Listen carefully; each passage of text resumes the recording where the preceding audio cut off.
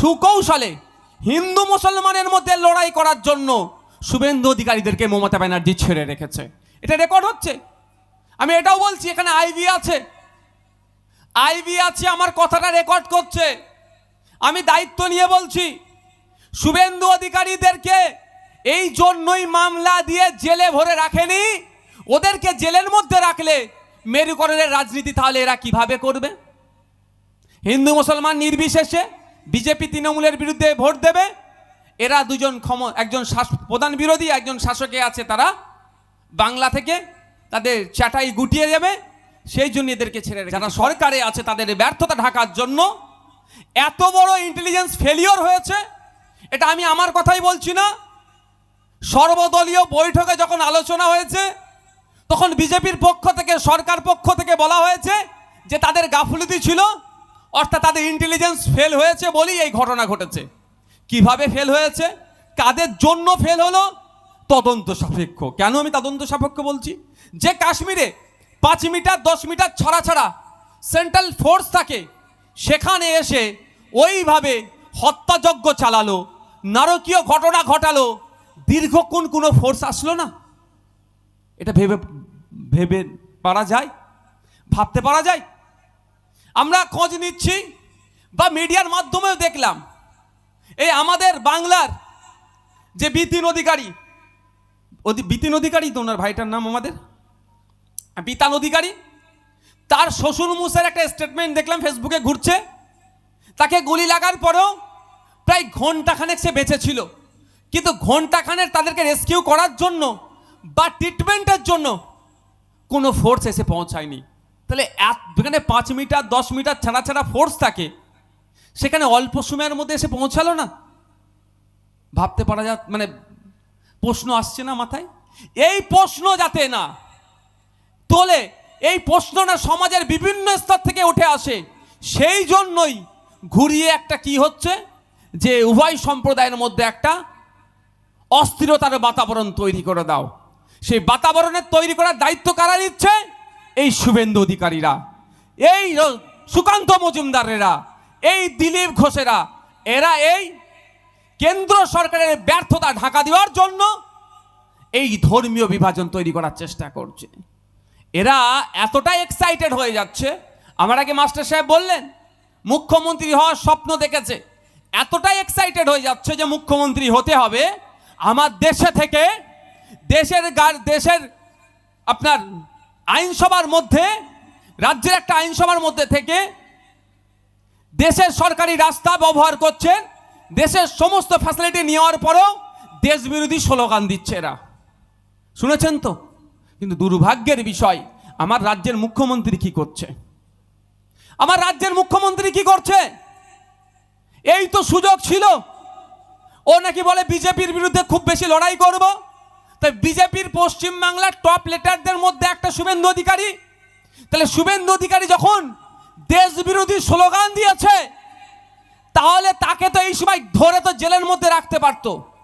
তার বিরুদ্ধে একটা মামলা হয়েছে। এবার প্রশ্ন করবেন, আপনারা করেননি কেন? আমাদের পেপার রেডি হচ্ছে, আমরা মামলা করব। এর আগে যে কথা বলেছিল, এই বিধায়কদেরকে, মুসলিম বিধায়কদের, তৃণমূলের মুসলিম বিধায়কদের বলেছিল চ্যাংতুলা করে বাইরে ফেলে দেবে। আমরা একাধিক থানায় তার নামে অভিযোগ দায়ের করেছি। দুর্ভাগ্য আমাদের, আমরা অভিযোগ দায়ের করলেও আমাদেরকে এখন এফআইআর নম্বর দেয়নি এই মমতা ব্যানার্জির পুলিশ। তাহলে শুভেন্দু অধিকারীকে কে গার্ড করছে? এটা বলুন ভাই। মমতা ব্যানার্জি কেন গার্ড করছে? শুভেন্দু অধিকারীকে যদি জেলের মধ্যে ধরে রেখে দেয়, হিংসার বাতাবরণ ছড়াতে পারবে না। পাড়াতে হিন্দু মুসলমানেরা যে লড়াই লাগাবার চেষ্টা করছে সেটা হবে না। ধর্মীয় মেরুকরণ হবে না। ধর্মীয় মেরুকরণ না হলে বিজেপিও ক্ষমতায় আসতে পারবে না, আর তৃণমূলে এবার হারবে এখান থেকে। তাহলে সুকৌশলে হিন্দু মুসলমানের মধ্যে লড়াই করার জন্য শুভেন্দু অধিকারীদেরকে মমতা ব্যানার্জি ছেড়ে রেখেছে। এটা রেকর্ড হচ্ছে। আমি এটাও বলছি, এখানে আইভি আছে, আমার কথাটা রেকর্ড করছে। আমি দায়িত্ব নিয়ে বলছি, শুভেন্দু অধিকারীদেরকে এই জন্যই মামলা দিয়ে জেলে ভরে রাখেনি। ওদেরকে জেলের মধ্যে রাখলে মেরুকরণের রাজনীতি তাহলে এরা কিভাবে করবে? হিন্দু মুসলমান নির্বিশেষে বিজেপি তৃণমূলের বিরুদ্ধে ভোট দেবে।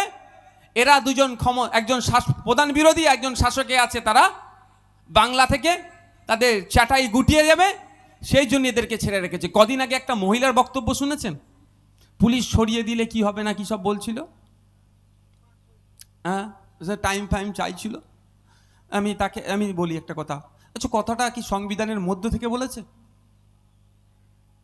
আমি শুধু একটা পুলিশকে বলেছিলাম, শুনেছিলেন না একটা এসডিপিও কি আপনি দালালের মতো আচরণ করছেন, আমার নামে মামলা হয়ে গেছে। আপনারা জানেন কি আমার নামে মামলা হয়ে গেছে? আমি কিন্তু জামিন নিইনি, দম থাকলে আমাকে অ্যারেস্ট করুক, আমি জামিন নিইনি, বিশ্বাস করুন। তাহলে আমি অতটুকু কথা বলেছি কি যে আপনি দালাল, দালালকে আমি 100 বার দালাল বলবো, আর দালালি করছিল, আমার নামে মামলা হয়ে গেল।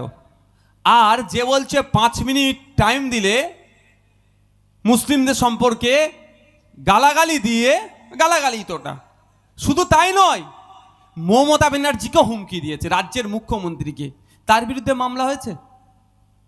কেন হয়নি? নওশাদের বিরুদ্ধে মামলা হচ্ছে, তার বিরুদ্ধে হয়নি কেন? আচ্ছা আমি যে কথা বলেছি কোনো ধর্মীয় কারো অন্য ধর্মের মানুষকে, এই বাবলু ধারাদাকে, যে ধর্মের অনুসারী, ইনি তো হিন্দু ধর্মের, সনাতনী ধর্মের, হিন্দু ধর্মের অনুসারী, তার ধর্মতে আঘাত লাগবে কথা আমি বলেছি? কেন বলবো আমি? কিন্তু ওই ভদ্র মহিলাটি একটা নির্দিষ্ট ধর্মকে আঘাত দিয়ে কথা বললো, তাকে অ্যারেস্ট করেনি কেন? এটা বুঝতে হবে আপনাকে। ওকে অ্যারেস্ট করলি এই ধরনের কথা বলা বন্ধ হবে, মুসলমানরা তাহলে ভয় পাবে না। এখন তো এগুলো বলাচ্ছে মুসলমানদেরকে ভয় দেখানোর জন্য, আর কিছু নয় ভাই। এই শুভেন্দু, সুকান্ত, দিলীপ ঘোষ যা আছে সব বিজে মূল, এদের কাজ হচ্ছে যে এই জিনিসটা আছে ভাগ করে নেবো ভাই, ভাগ করে নেওয়া।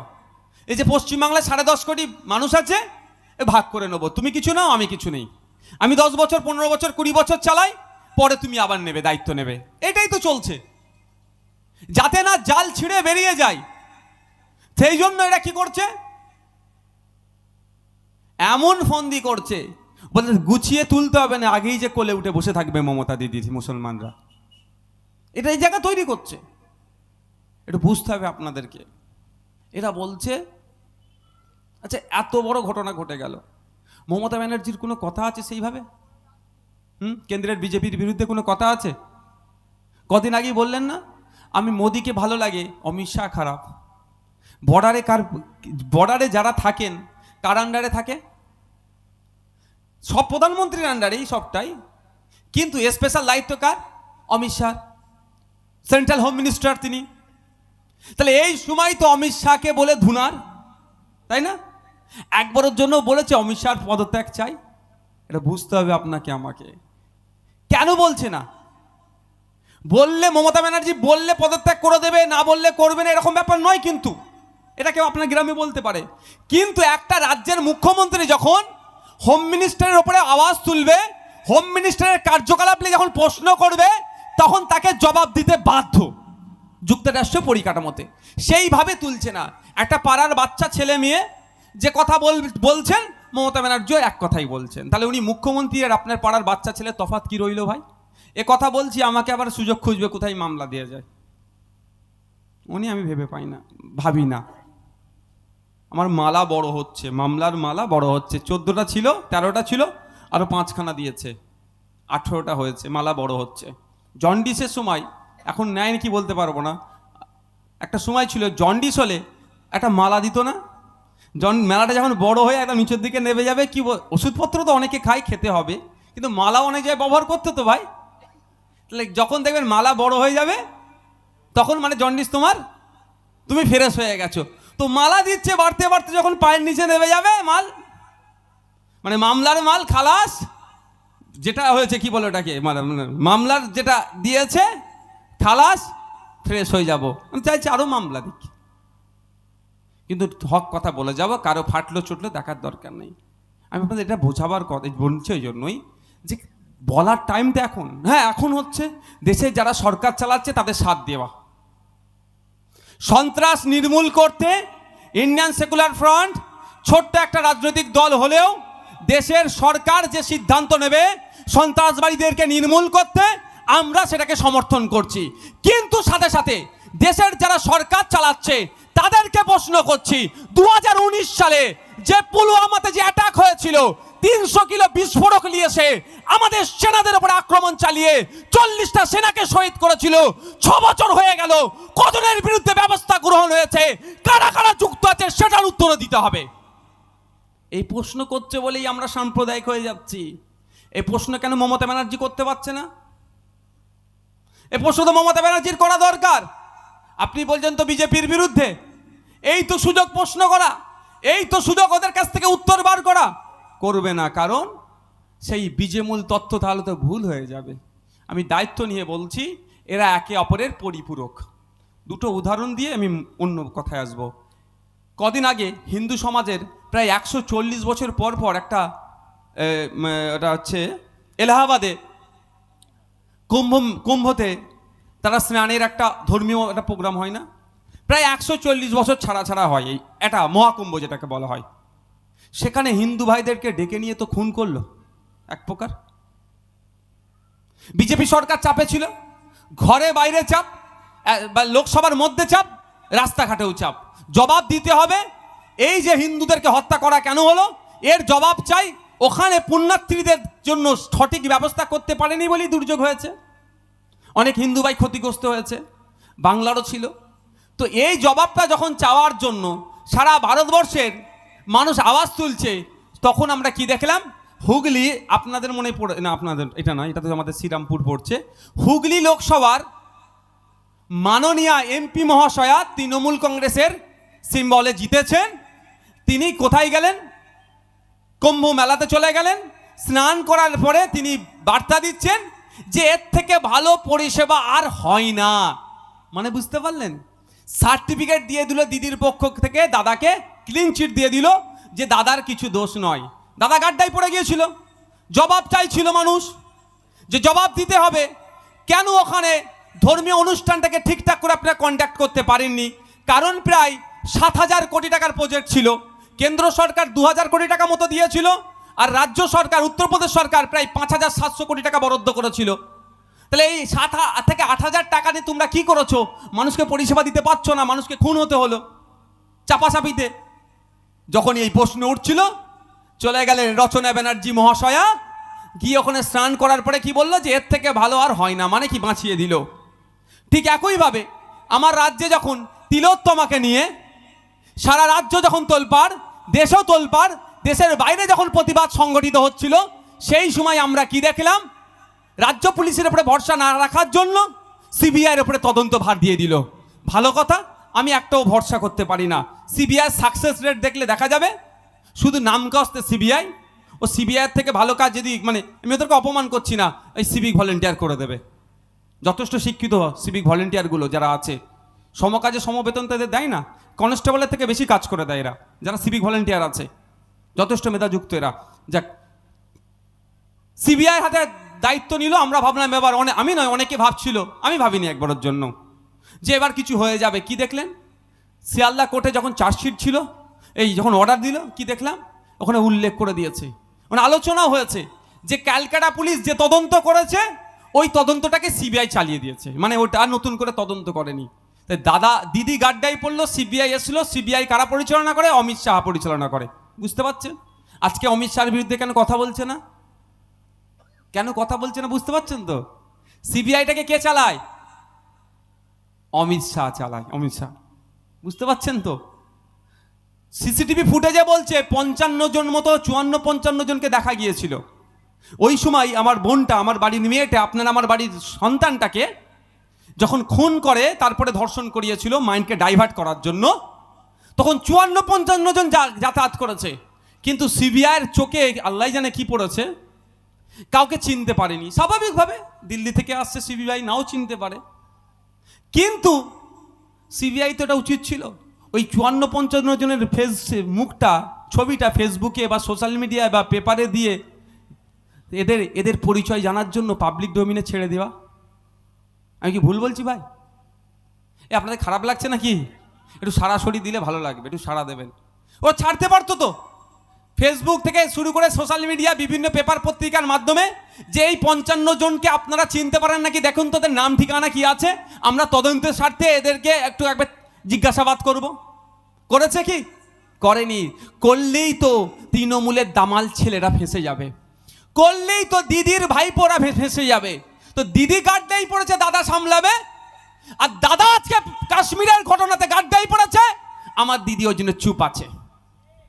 এরা একে অপরের পরিপূরক। যারা ভাবছেন জোড়া ফুলের অত্যাচারে বড় ফুলকে ধরবো বাঁচার জন্য, আমি তাদের উদ্দেশ্যে বলছি, এই মমতা ব্যানার্জি আর শুভেন্দু অধিকারী এক জায়গায় বসে চা খেয়েছে, এটাও কিন্তু মাথায় রাখবেন আপনারা। আর যারা ভাবছেন বড় ফুলের থেকে বাঁচতে হবে জোড়া ফুলে, ওই বড় ফুল জোড়া ফুলকে সাথে করে আপনার ঘরের মধ্যে ঢুকাবে।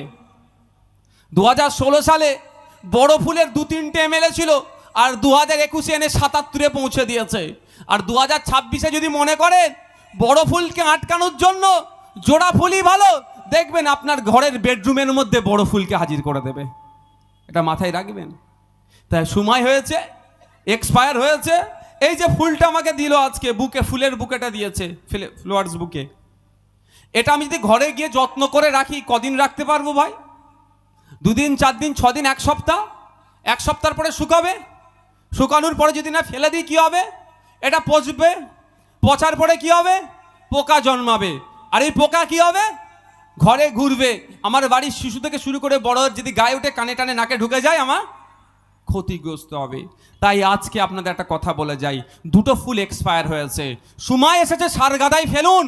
যদি এখনো যত্ন করে রাখেন, ওই ওই ওই আপনার ওর থেকে যে বর্জ্য আসবে, ওর থেকে যে পোকা জন্মাবে, সে পোকা কিন্তু আপনাকে আমাকে ক্ষতি করবে। আর ক্ষতি করে দিয়েছে অলরেডি ভাই, অলরেডি ক্ষতি করে দিয়েছে। ক্যান্সার ঢুকিয়ে দিয়েছে আমাদের সমাজে। নালে যে ভাইয়ের সাথে সকাল বিকাল দেখা হতো, সে বেলায় ভাই আপনাকে আজকে আর চোখে দেখছে, চাই হিন্দু কি মুসলমান। এখন ধার্মিক বেশি হয়ে গেছে, ভালো ধার্মিক হওয়া ভালো, তবে ধার্মিক হন হজরত মোহাম্মদ সাল্লাল্লাহু আলাইহি ওয়াসাল্লামকে দেখে তার ধর্মকে অনুসরণ করুন, তার নিয়ে আসা ধর্মকে। ধার্মিক হন স্বামীজির দেখানো ধার্মিক হন, ধার্মিক হন সারদা মায়ের দেখানো ধর্মকে মেনে ধার্মিক হন, ধার্মিক হন রামকৃষ্ণ পরমহংসদেবের দেখানো ধার্মিক হন। ধার্মিক হবেন না নওশাদ সিদ্দিকীর দেখানো ধর্মকে, ধার্মিক হবেন না শুভেন্দু অধিকারী দেখানো ধার্মিকে। আজকে আর চোখে দেখছেন না, পোকা ঢুকিয়ে দিয়েছে। আমি এটুকু মনে করি, ক্যান্সার যদি আঙুলে হয়েছে, ও আঙুলটা কেটে দিব, কি হবে না হবে, ও আঙুল রাখলে কিন্তু ও সোঁস মাথায় চলে আসবে। আঙুলের ডগে হয়েছে, কেটে ফেলে দেন। বুঝতে পারছেন কি বলছি? কিছু সময় পাবেন।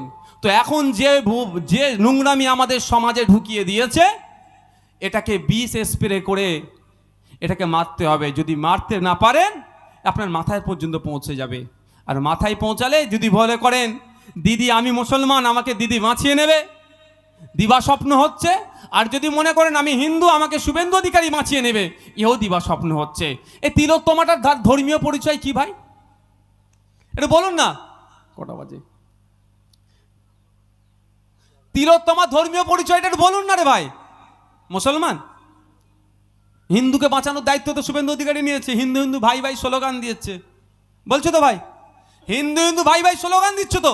তাহলে তিলোত্তমা এখনো সুবিচার পেল না কেন? সে কোনো কথা বলছে? এই 26,000 যে চাকরি বাতিল হয়েছে, 26,000-এর মধ্যে 26,000-ই কি দুর্নীতিগ্রস্ত? 8-10,000 12,000 দুর্নীতিগ্রস্ত, বাকি তুই 14,000 16,000 তো ফ্রেশ মেধার ভিত্তিতে আপনার আমার বাড়ির ছেলেরা চাকরি পেয়েছে। তো বাকি 16,000-এর জন্য শুভেন্দুবাবু চিৎকার করছে। এটা বুঝতে হবে, এ ক্ষমতা লোভী। ক্ষমতার জন্য হিন্দু হিন্দু ভাই ভাই, ক্ষমতা পেয়ে যাবে, তুমি দলিত, তুমি আদিবাসী, তুমি পিছিয়ে বর্গে, তোমার পেছনে আর বললাম না। বুঝতে পারছেন তো? তাই যদি মনে করেন সমাজকে ভালো রাখতে হবে, সমাজকে সুষ্ঠু রাখতে হবে, আমরা সকাল সন্ধ্যা একসাথে বসবাস করছি, দীর্ঘকাল ধরে আমরা এক জায়গায় উঠা বসা করছি, আমাদের মধ্যে কোনো বিভেদ নাই, তাহলে আপনাকে আমাকে শপথ নিতে হবে এই বিজেপি এই তৃণমূলের বিরুদ্ধে কাঁধে কাঁধ মিলে লড়াই করতে হবে।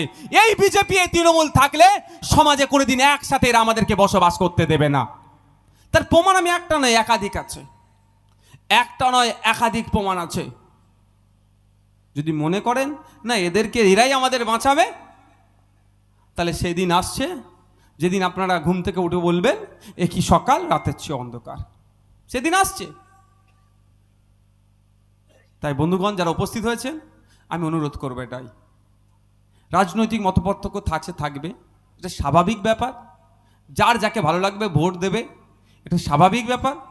কিন্তু অনুরোধ আপনাদের কাছে এটাই, এই রাজনৈতিক নেতাদের ফায়দা করে দেওয়ার জন্য আপনার আর আমার মধ্যে লড়াইয়ে জড়িয়ে পড়ব না। আমরা আপনার আর আমার মধ্যে যে অবিশ্বাসের বাতাবরণ তৈরি করার চেষ্টা করছে, সেটাও কোনোভাবে আমরা হতে দেব না। এটা রুখতে হবে আপনাকে আমাকে দায়িত্ব নিয়ে। আপনাকে আমাকে ভাবতে হবে আপনার আমার ছেলের জন্য। যারা বড় বড় কথা বলছেন, অনেক কথা বলছেন, অনেক গল্প শোনাচ্ছেন, তাদের ছেলেগুলোকে সব বাইরের ইউনিভার্সিটিতে পড়াচ্ছেন, বাইরে সেটেল, বাইরে বিদেশে থাকার ব্যবস্থা করে দিচ্ছে। আর যাদেরকে দিয়ে লড়িয়ে দিচ্ছে, যাদেরকে হিংসায় খুন হতে হচ্ছে বা ক্ষতিগ্রস্ত হতে হচ্ছে, তাদের ছেলেগুলো যে সরকারি স্কুলে যাচ্ছে সেখানে টিচার নাই, সেই নিয়ে কোনো কথা নাই। না শুভেন্দুবাবুর কথা আছে, না কল্যাণবাবুর কথা আছে, তা নিয়ে কোনো গল্প নাই। আপনাদের এই এলাকার নামটা কি? মিরপুর। মিরপুরের আগের গ্রামটার নাম কি? ভাদুয়া। মিরপুর থেকে শুরু করে রিসরাতে একটু স্কুলগুলোতে খোঁজ নেবেন তো, কটা টিচার আছে আর কটা ছাত্র আছে। এখানে তো বিজেপি সমর্থকও তো এই অঞ্চলে আছে ভাই, স্বাভাবিক ব্যাপার। তাহলে বিজেপির যেটা গরিব বিজেপি যা, তার ছেলেটা কোথা পড়ছে? প্রাইমারি স্কুলে। আর গরিব যে তৃণমূলের সমর্থক, তার ছেলেটাও প্রাইমারি স্কুলে পড়ছে। আমাদের আইএসএফের গরিব যিনি, তার ছেলেটাও প্রাইমারিতে পড়ছে। তিনটে ছেলেরই কিন্তু ভবিষ্যৎ ধ্বংস করে দিচ্ছে এরা। এই ভবিষ্যৎটা ঠিক করার জন্য আইএসএফ চিৎকার করছে যে সরকারি স্কুলগুলোকে পর্যাপ্ত পরিমাণে শিক্ষক নিয়োগ করতে হবে। পশ্চিমবাংলায় প্রায় 8,500 শিক্ষা প্রতিষ্ঠান বন্ধ করার চক্রান্ত চলছে, এটাকে বন্ধ করতে হবে এই বলছে। কিন্তু বিজেপি প্রধান বিরোধী দল এই নিয়ে কথা বলছে না। হিন্দু হিন্দু ভাই ভাই বলে স্লোগান তুলছে, আর গরিব হিন্দুর ছেলেটা স্কুলে গিয়ে শুধু মিড ডে মিল খেয়ে পালিয়ে আসছে বাড়িতে, ও আ ক খ ABCD অঙ্ক শিখতে পারছে না, তা নিয়ে কোনো কথা নাই। কারণ কি বলুন তো?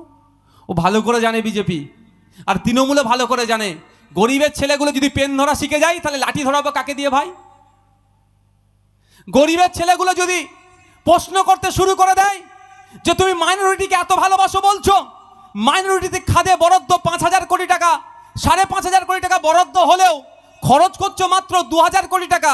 আবার ওই 2,000 কোটি টাকার মধ্যে মাইনরিটিদের জন্য নয় অন্য ডিপার্টমেন্টে কেন খরচ করছো, এই প্রশ্ন যদি তুলে দেয় তাহলে তো বিপদ। তাহলে গরিবের ছেলে, তুই মুসলমান, তুই অশিক্ষিত, তুই তো লাঠি ধরবি, তুই তো লাঠিয়াল হবি। তোর বাপ আমার বাপের হয়ে লাঠিয়ালগিরি করেছিল, তোর দাদু আমার দাদু যখন নেতা ছিল তার হয়ে মাথা ফাটিয়েছিল। এখন আমি চেষ্টা কি করছি, আমার ছেলেকে নেতা করব, আমি আমেরিকা থেকে পড়িয়ে নিয়ে আসছি, আপনার ছেলেকে লাঠিয়াল করব, স্কুলগুলোকে বন্ধ করে দিচ্ছি। আর বিজেপি এগুলোর মজা দেখছে, ফিক ফিক করে হাসছে। কারণ কি বলছে? বিজেপিও তো দেখছে যে আমি, বিজেপির টার্গেট হিন্দু ভোট। বিজেপিও দেখছে স্কুল বন্ধ হলে কি আর শুধু মুসলমানদের ছেলে ক্ষতিগ্রস্ত হবে, হিন্দু ছেলেও ক্ষতিগ্রস্ত হবে। আর হিন্দু গরিবের ছেলেগুলো কি তো আমি আমার দিকে টানবো, তখন পড়ালেখা জানবে না, পেন ধরা জানবে না, আর হাতের দরকার লাগলে লাঠি তুলে দেবো। লাঠি তো দূরের কথা, কিন্তু অস্ত্র রাখার নিদান দিচ্ছে। আর্মস অ্যাক্টে কেস খেলে শুভেন্দুবাবু ছাড়াবে তো? দিলীপ ঘোষ ছাড়াবে তো? সুকান্ত মজুমদার ছাড়াবে তো? কার গরিবের ছেলেটা আক্রান্ত হবে? তাই আমি অনুরোধ করছি এটাই, যার যে দলটা ভালো লাগবে করুন, আইডিওলজি যার যাতে বিশ্বাস করুন, কিন্তু দিনের শেষে প্রতিবেশী এই রিসরা মিরপুরে কেউ মানুষ বিপদে পড়লে এই কালীঘাট থেকে মমতা ব্যানার্জিও ছুটে আসবে না, হয়তো পরের দিনে দেখতে আসবে একবার।